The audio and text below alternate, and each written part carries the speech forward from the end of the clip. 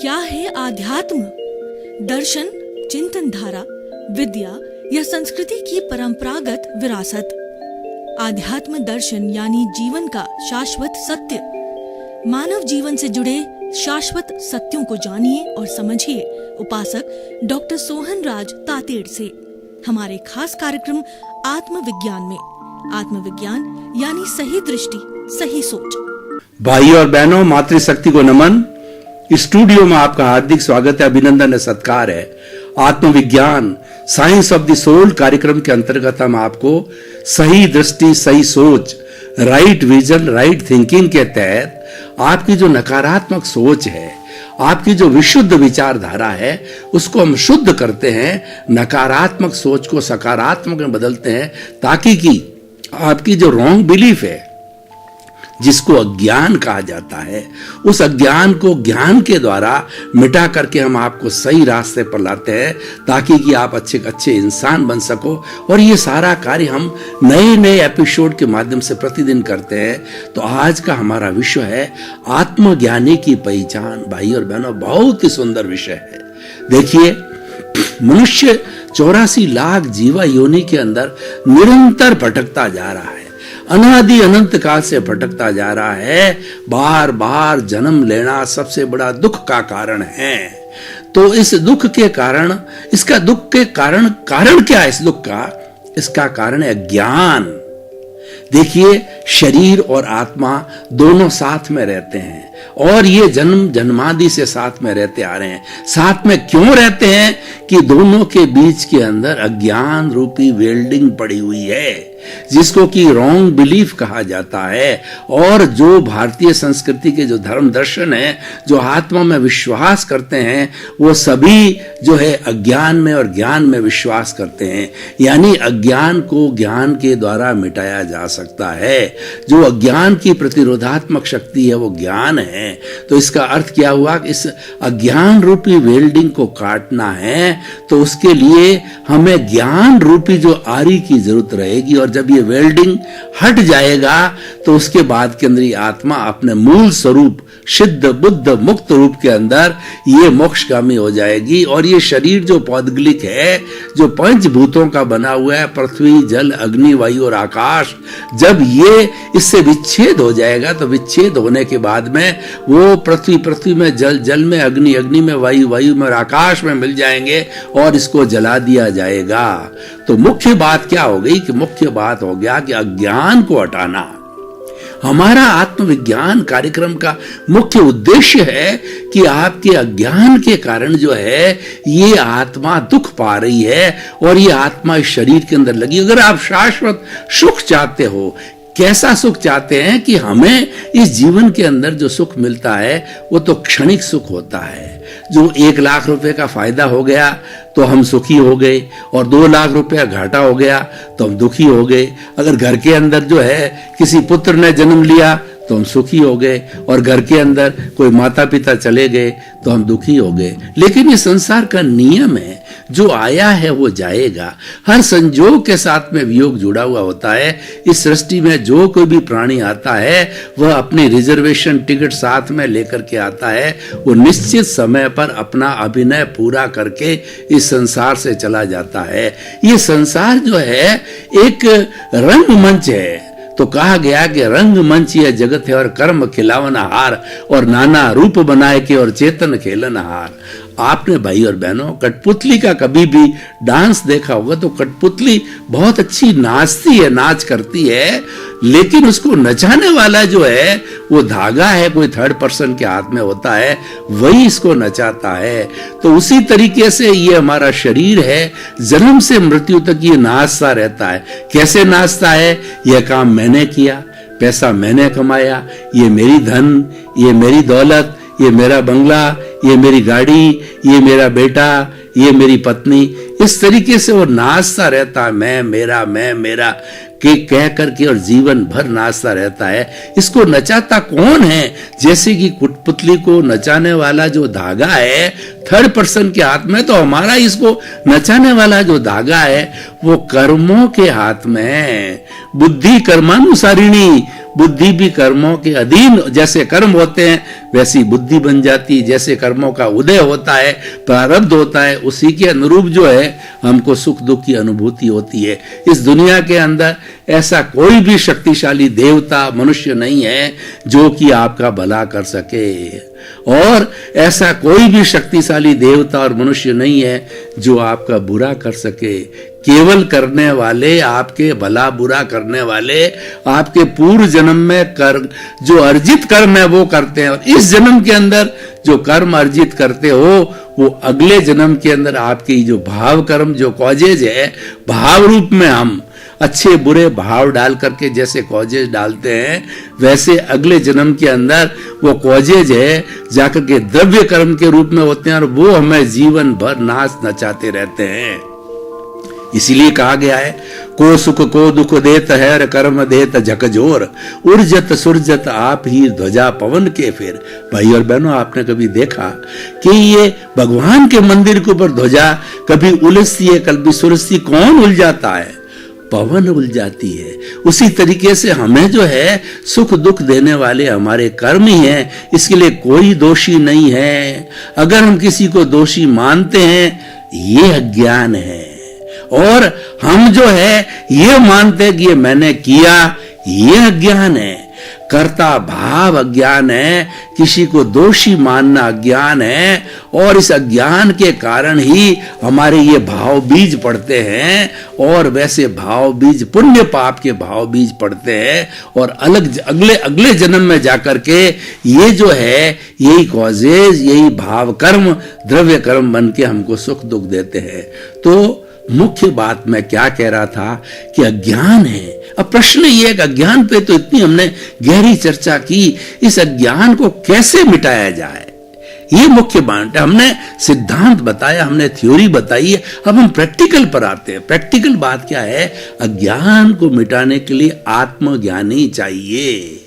मैं कौन हूं इसकी पहचान कराने वाला चाहिए। स्वयं हम पहचान नहीं कर सकते हैं, क्योंकि कहा गया है कि गुरु गोविंद दाऊ खड़े और काके लागू पाए, बलियारी गुरु आपने और गोविंद दियो बताए। हमें ईश्वर के दर्शन करने हैं, हमें हमारी आत्मा के दर्शन करने हैं, तो उसके लिए हमको गुरु चाहिए। गुरु बिना ईश्वर के, आत्मा के दर्शन नहीं हो सकते। आत्मज्ञानी चाहिए हमारे को। अज्ञान मिटाने के लिए, स्वरूप की जागृति करने के लिए, स्वरूप का जो है कहना चाहिए कि उसकी पहचान करने के लिए हमारे को आत्मज्ञानी चाहिए, गुरु चाहिए। गुरु, हमारी भारतीय संस्कृति में गुरु का बहुत बड़ा महत्व है। गु का मतलब अंधकार, रू का मतलब दूर करने वाला। गुरु वह व्यक्ति होता है जो अज्ञान रूपी अंधकार को दूर करता है, और ज्ञान एक दीपक के समान है।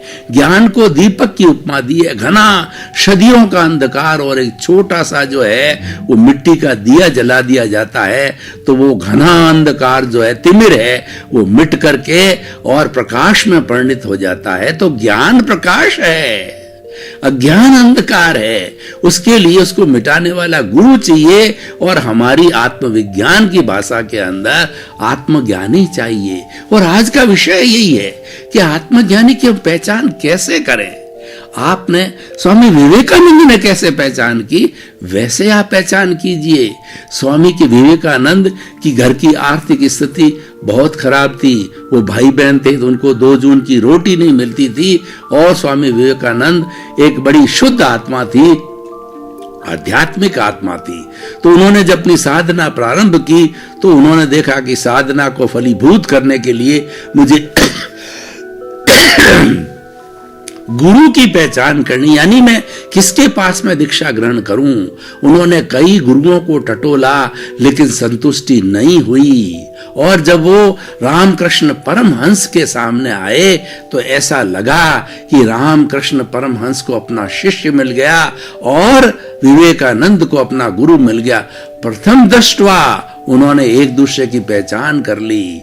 तो जब जो है विवेकानंद जी रामकृष्ण परमहंस के सामने आए तो उन्होंने कहा कि तुम्हारे घर की स्थिति जो है बहुत कमजोर है और मैं देवी का उपासक हूं, तो तुम देवी के मंदिर जो पास में है उस मंदिर में जाओ और देवी से धन दौलत मांगो ताकि आपकी आर्थिक स्थिति अच्छी हो जावे, आपके कष्टों का निवारण हो सके।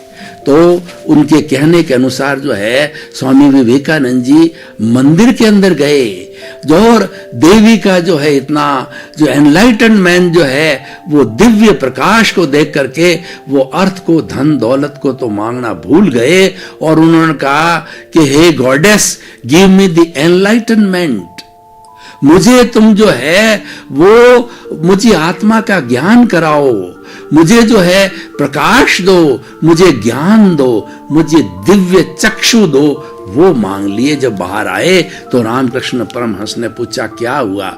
उन्होंने कहा मैं तो वह बात तो भूल गया जो आपने कहा था और मैंने एनलाइटनमेंट मांगा है। तो परीक्षा हो गई, रामकृष्ण परमहंस गुरु बन गए और स्वामी विवेकानंद जो है उनके शिष्य बन गए, यानी आत्मज्ञानी की पहचान हो गई। तो इस तरीके से आत्मज्ञानी वह होता है जो हमारे अज्ञान को मिटाता है। अब हम अपने आत्मविज्ञान की बात पर आते हैं कि आत्मज्ञानी ऐसा होता है जो कि हमारे भीतर अज्ञान रूपी कषाय है।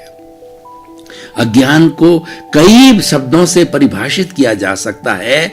अज्ञान को राग द्वेष कहते हैं, अज्ञान को कषाय कहते हैं, अज्ञान को क्रोध मान माया लोभ कहते हैं, अज्ञान को मोह कहा जाता है। तो ये जो मोह रूपी जहर है उस जहर की थैली को निकालने वाला आत्मज्ञानी होता है।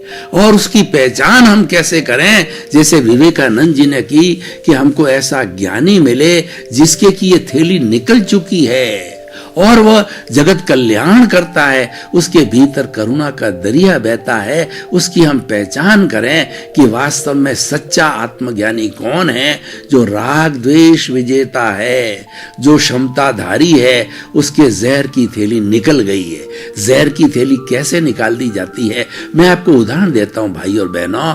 जो कालबेलिया होते हैं वो पुंगी बजाते हैं और पुंगी के जो बजाने से जो सर्प होता है वो उस पर नाचने लगता है, वो उस पुंगी के सामने आ जाता है तो कालबेलिया उसको पकड़ लेता। कालबेलिया एक बहुत बड़ा सर्जन होता है।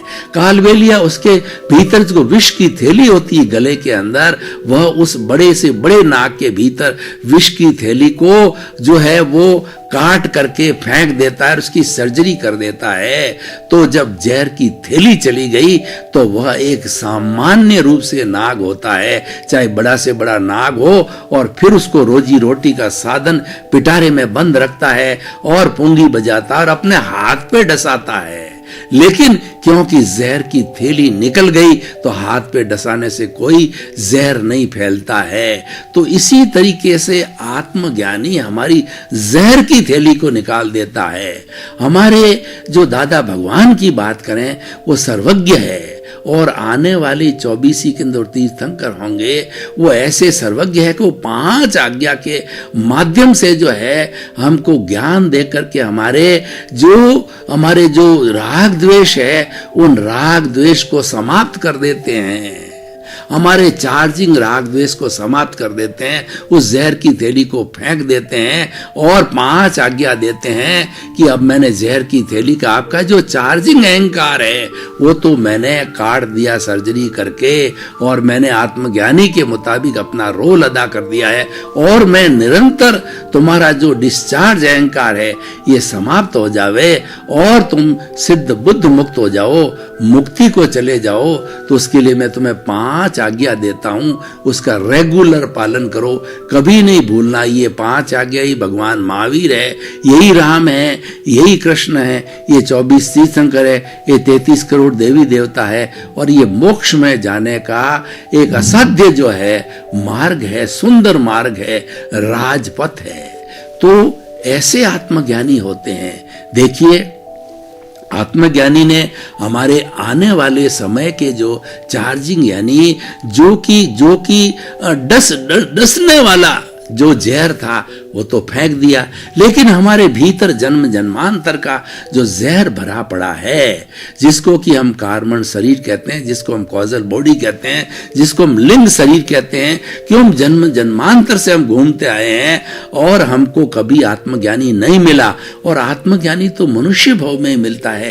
पिछले जन्मों में हमने कितने मनुष्य भव किए हमको पता नहीं है, लेकिन मनुष्य भव किया और आत्मज्ञानी मिला है तो वो ज्ञान हमारा निरंतर आगे जारी रहता है। और न मिला तो हमें ये नया ज्ञान जो मिला है उसके अंदर 5 आज्ञा का हम थोड़ा आपको विवेचन करते हैं। पहली आज्ञा रिलेटिव।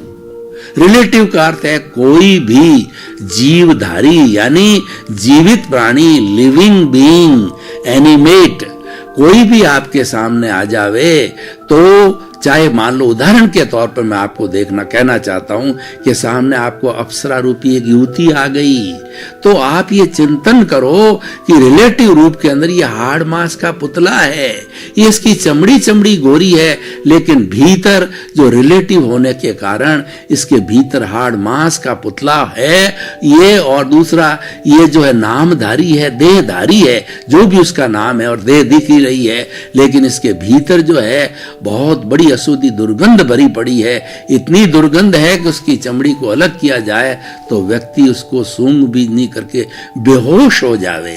तो रिलेटिव का मतलब होता है कि शरीर को जो है नामधारी देहधारी रूप में रिलेटिव मानना, सापेक्ष मानना। और दूसरी जो आज्ञा वो देते हैं रियल आज्ञा क्या है कि real view point. Real view point क्या है कि हमारे सामने जो कोई भी आता है तो आपको ये चिंतन करना है कि जीवित प्राणी के भीतर विराजमान शुद्ध आत्मा भगवान को निर्दोष दृष्टि से दर्शन कर उसको नमन करता हूं। चूहा है, पेड़ है, पौधा है, गाय है, भैंस है, कोई भी लिविंग बीइंग है, उसके अंदर शुद्ध मूल आत्मा वही है जो आप में है, मेरे में है, राम में है, कृष्ण में है, महावीर में है, 24 तीर्थंकरों में है, सब में वही आत्मा है। लेकिन जो हमको ये रिलेटिव दिखाई देता है, रिलेटिव अलग अलग है। 84 लाख जीवा योनि के प्राणियों के शरीर रिलेटिव है। ये रिलेटिव अलग क्यों है कि ये कर्मों के अनुरूप है। हमने अच्छे कर्म किए तो मनुष्य गति मिली, और कोई बुरे कर्म करता है तो नारकी मिलती है, और जो झूठ कपट करता है वो तिर्यंच पशु पक्षी बनता है, पेड़ पौधा बनता है, और बहुत अच्छे काम करता है तो वो देवता बनता है। तो इस तरीके से ये सारा रियल और रिलेटिव व्यू पॉइंट है। ये 2 आज्ञा है, इसीलिए हमें हर क्षण चिंतन करना चाहिए। जिस किसी प्राणी को हम देखें तो हम उसके अंदर ये चिंतन करेंगे तो पेड़ बरगद का पेड़ है, ये रिलेटिव है, इसकी शाखाएं टहनिए, ये पूरा का पूरा बरगद का पेड़ रिलेटिव है, लेकिन इसके भीतर प्रभु विराजमान है, इसके भीतर शुद्ध आत्मा विराजमान है, और वही इसको बरगद के रूप में फैला रहे हैं। और वो अपने कर्मों के अनुरूप इसने जो है वो जो है वो अपनी यही जो बरगद का जो है वो आयुष्य का बंधन किया है, इसीलिए वो बरगद बना है। तो उसको हम ये रियल और रिलेटिव की बात है। और तीसरी बात है जगत नियंता व्यवस्थित शक्ति, कुदरत की रचना और कुदरत का कानून। जब हम जन्म लेते हैं, कोई भी प्राणी जन्म लेता है तो वह कुदरत के ताबे आ जाता है।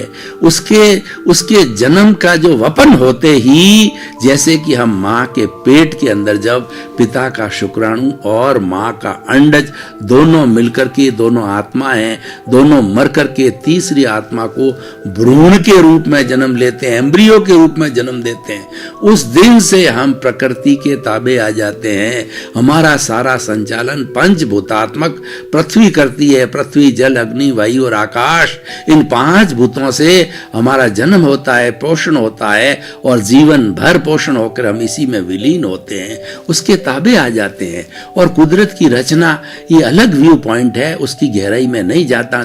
6 द्रव्य है जो कुदरत की रचना है, वो है मोशन, रेस्ट, एनिमेट, इनएनिमेट और टाइम और स्पेस। तो ये 6 द्रव्य जो है और मिलकर के ये कुदरत की रचना बनाते। और कुदरत का कानून क्या है? कुदरत का कानून यह है कि जिस जो है लिविंग प्राणी ने इस सृष्टि में जन्म लिया है, इस सृष्टि नेचर मान है जिसको जन्म दिया है, उन सब का कर्मों के अधीन जब जब उसके कर्म उदय में आएंगे, जब जब उसके कर्म प्रारब्ध में आएंगे, तो वो संजोग जुटाने का सारा कार्य जो है वो कुदरत करती है। इसीलिए उस पर कुदरत का कानून है और कोई कानून लागू नहीं होता है, उसमें हम स्वतंत्र हो जाते हैं। क्योंकि हम तो पिछले समय में जो भाव कर्म करके आते हैं, कॉजेज डाल के आते हैं, और इस जन्म में वो भाव कर्म द्रव्य कर्म में रुक जाते हैं। और जब द्रव्य कर्म में बदलते ही हम कुदरत के पाले में चले जाते हैं, कुदरत के अधीन चले जाते हैं। कुदरत ही हमारा पोषण करती है और कुदरती रचना और कुदरत का कानून हमारे पे लागू होता है, हम परबस हो जाते हैं। तो भाई और बहनों, इसीलिए अब देखिए कि तीसरी आज्ञा कहती है कि अकर्तापन, कर्ता कुदरत है, उसको व्यवस्थित शक्ति कहते हैं। कि साइंटिफिक सर्कमस्टेंशियल एविडेंसेज है वो करता है, वही जो है अपनी रचना के अनुरूप जो है अपना कानून चलाती। हम करता नहीं है, लेकिन मनुष्य जो है अज्ञानतावश, उस अज्ञान को मिटाने के लिए ये तीसरी आज्ञा जो है हमारे आत्मज्ञानी ने दी है कि तुम करता नहीं हो। और प्रकृति कहती है कर्ता बनने की मैंने पावर किसी को नहीं दी है। 84 लाख जीवा योनि का कोई भी प्राणी कर्ता नहीं हो सकता। ये उसका ज्ञान है, उसका ये मिथ्या दृष्टिकोण है, और ये उसकी मिथ्या दृष्टि है जिसके कारण ही वो भटक रहा है कि वो कर्ता बन जाता है। मैंने किया, मेरा घर, मेरा परिवार, मैं, मेरा बंगला, मैं बड़ा अफसर, मैं बड़ा अधिकारी, मैं राष्ट्रपति, मैं प्रधानमंत्री, और मैं इतना बड़ा लेखक, और मैं इतना बड़ा कुबेरपति। ये कर्ता भाव वह मिथ्या दृष्टिकोण है, और इसी का ये अज्ञान है, ये वह मान लेता है, इस कारण वो कपली भुगतता है। तो हमें आज्ञा दी जाती है कि मनुष्य कर्ता नहीं हो सकता, अकर्ता भाव रखो। आप जन्म से ही जब से समझ आवे तो और ज्ञान लेते ही जो है आपको अकर्ता बना दिया जाता है। आप इस फीलिंग में आ जाते हो कि मेरी कर्ता बनने की कोई योग्यता, मैं तो केवल एक संजोग हूं प्रकृति के अधीन, मैं तो अपने कर्मों के अनुसार सफरर हूं। और ये जो कुदरत है वही क्रिएटर है, वही ऑपरेटर है और वही डिस्ट्रॉयर है। मैं तो एक संजोग के रूप में जो है अपना जीवन यापन कुदरत के अधीन, माँ के अधीन, नेचर माँ के अधीन करता हूं। तो भाई और बहनों, तीसरी आज्ञा। चौथी आज्ञा है कि हम जन्मांतर से जो कॉजेज डाली हुई कॉजल बॉडी है, जो पिछले जन्म में हमने जो चार्ज किया था, वह इस जन्म के अंदर डिस्चार्ज आकर के बन जाता है। प्रतिष्ठित आत्मा जो डिस्चार्ज के रूप में होती है, तो वो हमारे क्रोध, मान, माया, लोभ के अनुरूप जो है हमारे दूसरे संजोग आते हैं, हमको सुख दुख की अनुभूति कराते हैं। लेकिन उसको संभाव से सहन करना, जो हमको गाली दे, जो हमको घर के बाहर फेंक दे, जो हमको घाटा दे, जो हमारा रुपया हमारा खा जावे, बेटा होकर भी हमारी सेवा नहीं करे और बेटा होकर जबरदस्ती संपत्ति का मालिक बन जावे कि मैंने इसमें घर में जन्म लिया है, मैं भी हकदार हूं। इस प्रकार की यातना जो है देने वाला वो दोषी नहीं है। भाई और बहनों, आपका बहुत बहुत धन्यवाद। हमारा आत्मविज्ञान कार्यक्रम आपके अज्ञान को मिटाता है और आपको ज्ञानी बनाता है। और जब एक बार आपको सम्यक दर्शन मिल गया, राइट विजन मिल गई, तो उसके बाद के अंदर आपको एक राजपथ मिल जाता है और उस राजपथ पर चल करके आप अपने गंतव्य को सिद्ध बुद्ध मुक्त अवस्था, जो सिद्धशीला की अवस्था है, उसको प्राप्त कर सकते हो। चतुर्थ पुरुषार्थ की स्थिति को, मोक्ष को प्राप्त कर सकते हो। तो आप सभी के प्रति मंगल भावना, शुभकामना। आत्मविज्ञान में आत्मविज्ञान यानी सही दृष्टि, सही सोच,